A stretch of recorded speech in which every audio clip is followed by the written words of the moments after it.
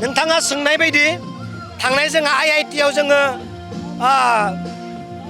सहाय होनायखौ नोंथांमोना नुदों आरो लोगोसे दा नीट पास जानाय बिथांमोननि लिस्टखौ हाग्रामा महिलारि सारा जास्ट डाटाखौ लानो थाखाय खावलायदों आरो JEE बिथांमोनखौनो डाटाखौ लानो थाखाय खावलायदों।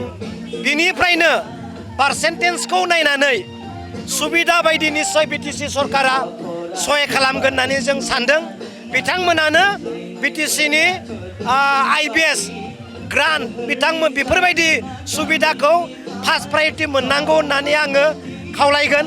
बिथांमोनानो जोंनि बर'नि बे BTCनि दावगाफुनाय इयुन भबिष्यत बिथांमोना निश्चय जाहैगोन। IIT आनो होन ITI आनो होन CIT आनो होन बा JEE आनो होन CEE आनो बिथांमोना जेन फार्स्ट प्रायरिटिखौ मोनो आं सरकारखौ खावलायगोन। आङो दिनैनि बे फरायसा जायखौ आं एसे अनसुंथाइ होदों बेखौ आं अकस्मातसो मिथिदों, हरखाबैसो आं मिथिदों।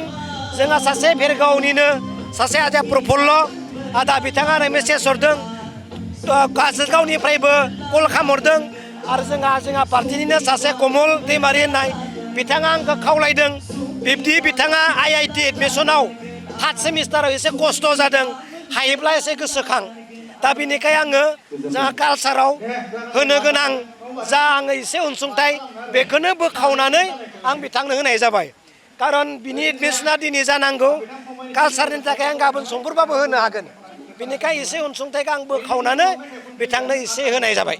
दे थेंक इउ।